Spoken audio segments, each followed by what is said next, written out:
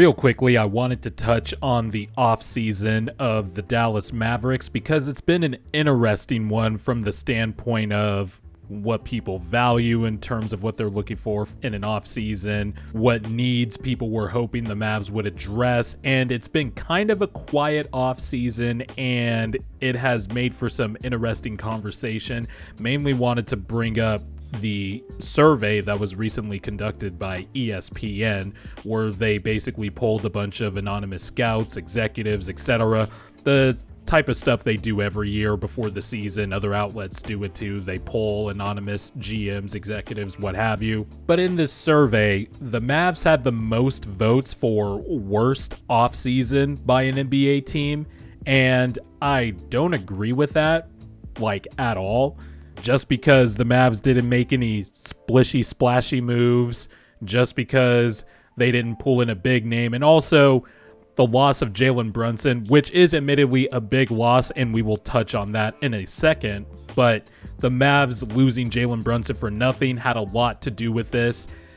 But I still don't think the Mavs had the worst offseason. I mean, compared to the Lakers, they did nothing to address their needs, mainly getting off of Russell Westbrook's contract, because as it stands, the Lakers are a play-in team until proven otherwise. And yes, I'm factoring in healthy seasons from AD and LeBron, but as long as they have Russell Westbrook, they are just not going to go far into the playoffs. As much as I love Bradley Beal more than others, the Wizards also had a worse offseason, in my opinion. The Charlotte Hornets had a worse offseason, in my opinion, as well. And the Mavs just don't fall in the category of these teams to me. To me, the Mavericks plugged some holes. They are waiting for one of their best offensive players to come back after missing the latter half of the season with a fractured foot. And also they still have Luka Doncic, who looks in shape, looks good in Eurobasket. And so I just don't buy that the Mavericks had a bad offseason because they at least addressed some holes. Now, will those holes ultimately get them further in the playoffs? Will they catapult some teams that I would personally have ahead of them in the West? That remains to be seen, but let's look at the offseason the Mavericks had.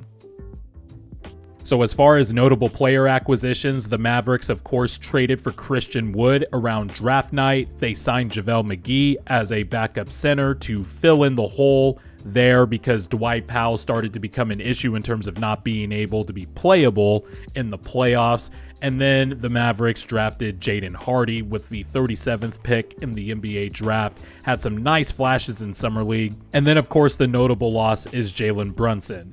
First of all, like I mentioned, the JaVale McGee signing, yes, he signed on for $20 million, but JaVale McGee has shown to be one of the best backup big men in the NBA over the last 5 or 6 seasons now, and is, of course, really good at rolling to the rim, gained some chemistry with Chris Paul running the pick and roll, which is something that should be transferable over to Luka.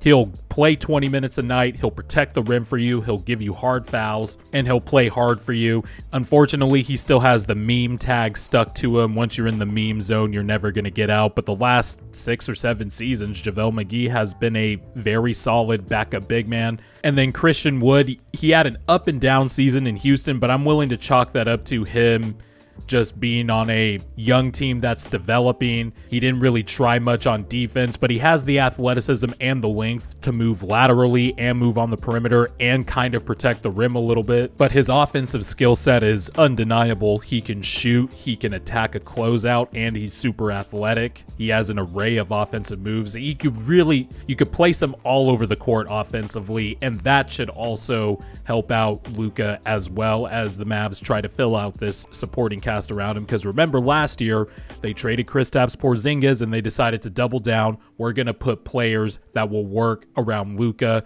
and Christian Wood is the type of flyer that I like to see a team in the Mavericks position take, because Christian Wood in the past has displayed really awesome offensive versatility.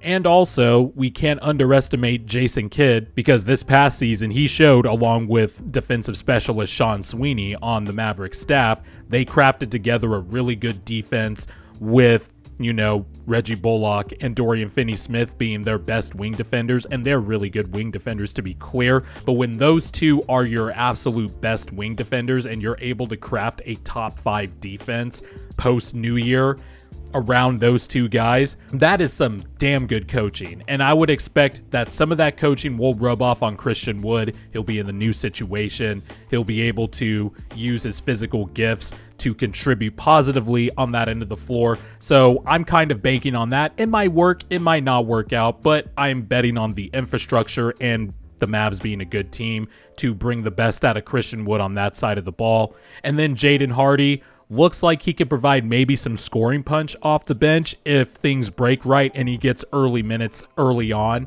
But he's still a second-round pick. He's probably going to have to earn those minutes because you have guys like Josh Green who are entering their 3rd year, probably looking to finally establish themselves in the rotation. Frank Ntilikina as well is looking probably to rewrite his reputation. He got some minutes after signing on with the Mavericks last year. He can still give you nice defensive burst in spurts. The offense obviously still remains a huge question. Of course, the big loss is Jalen Brunson. They drafted Jalen Brunson, developed him, turned into a nice secondary creator off of Luka. Really showed that in these past playoffs, especially in the games in the Utah series that Luka missed. And now he's gone for nothing, and that is a notable loss. There is no way around it. That is a bad loss for the Mavericks. Jalen Brunson was a damn good player. If Jalen Brunson had re-signed with the Mavericks, I would honestly like the Mavericks prospects even more, even though I am still not as low on their offseason as a lot of people seem to be. But it happened. Jalen Brunson is now a New York Knick. He is no longer with the Dallas Mavericks. And so now comes the question, how are they going to replace some of that production? And that's the second part of this equation that I don't see a lot of analysis on is, well, what can they do to make up for the loss of Brunson? And do some of these offseason acquisitions that the Mavs had even help address that issue? So, how do the Mavericks cover for their loss of Brunson? One I mentioned earlier is the return of Tim Hardaway Jr. He missed the last 40 games of the season, and including the playoffs, with a fractured foot. Tim Hardaway Jr., while he's not the on-ball creator that Jalen Brunson is, or the guy that'll run plays or be the point guard like Jalen Brunson, he is a nice offensive player. He's a really good shooter. He could score the ball, and he had a down year shooting the ball when he was healthy last year from 3-point range, but given that his last few seasons were way above average in terms of 3-point shooting, I chalk that up to just having a down year. I expect him to regress back a little bit. He is also somebody that is athletic, could theoretically add some pop on the offensive end of the floor that'll help mitigate the loss of Brunson. And then I'm looking at Spencer Dinwiddie, who the Mavericks traded for last year in the Kristaps Porzingis trade, and it worked out beautifully for the Mavericks. Spencer Dinwiddie with Washington looked like somebody who was lost, trying to find his place, trying to recover from a torn ACL. And then when he got traded to the Mavericks, as you could see the numbers before and after the trade, he found himself. He found a way to get back to Brooklyn net Spencer Dinwiddie, and really was key in terms of being a secondary creator off of Luka.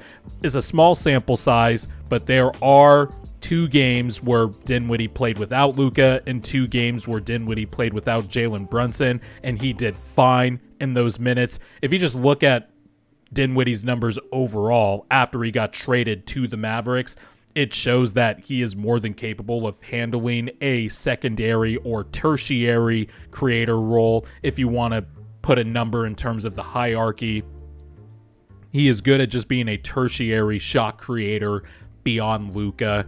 And with a full offseason now removed from his ACL injury, and now heading into this season with a training camp and a preseason with the Dallas Mavericks, you could maybe expect a semi-leap from Spencer Dinwiddie in terms of production, especially now he knows that he'll have the ball more often in his hands. And then, of course, we go to Christian Wood, who I mentioned earlier has a very versatile offensive skill set. It's the other end of the floor that people are concerned about, his temperament. But honestly, it's a good bet for the Mavericks to take. It's a low risk, high reward proposition. They didn't give up much to get Christian Wood, to get a 6'11", versatile big, someone who can shoot 38% from three for his career, averaged 21 points per game with Houston in the 2021 season, and then had a slight down year. And like I said earlier, I would like to chalk that up to the Rockets were clearly prioritizing developing the other young players, and I imagine Christian Wood got a little bit frustrated. He also needs to stay healthy as well. That's also another issue. He played the most games of his career last year, but the previous season, the 2020-21 season, he was injured quite a bit. He's still somebody who shot 50% from the field overall, took 5 threes a game and shot 39% from three. Somebody who can attack a closeout as a 6'11" guy. That is a versatile offensive piece that, you know, the Mavs coaching staff can put around the court. Somebody that could play off Luka, especially if you want to run pick and pop or pick and roll with Luka. I just think the Mavericks can do fine, more than fine on some nights in terms of covering for the loss of Jalen Brunson, especially if the Mavs hit on 2 out of these 3 options that I just listed. And quite frankly, it isn't insane to say that all 3 of these things could happen. So you just look at the Mavericks' overall rotation. If you look at their playoff rotation last year and who they had to play, if you just take out Dwight Powell and put in JaVale McGee, add Christian Wood to the rotation, bring back Tim Hardaway Jr., the Mavs might have a better playoff rotation theoretically than they did last year. Now, where does that put them overall among the Western Conference teams? That remains to be seen. I would probably have them somewhere in the 5 seed to 7 seed range. It's going to be a dogfight in the Western Conference. When I project seeding for the Mavericks, it's not that the Mavs are a bad team. I actually like the Mavs, but the West is so stacked and there's a lot of good teams. There are teams that I prefer over the Mavericks. But if you look at the fact that the Mavericks address some of their holes, they're going to have some players coming back, mainly Tim Hardaway Jr., and you got a slimmed down, in shape Luka Doncic heading into training camp, where as opposed to the start of last season, Luka had to play himself into shape, got injured a little bit, and then the Mavs got rolling once the new year started. Mavs fans should still be feeling pretty good about their offseason, and I disagree with a lot of people who say they had a bad offseason. At worst, their offseason was okay, and I think at best, which I tend to lean that way, their offseason was a solid B to me.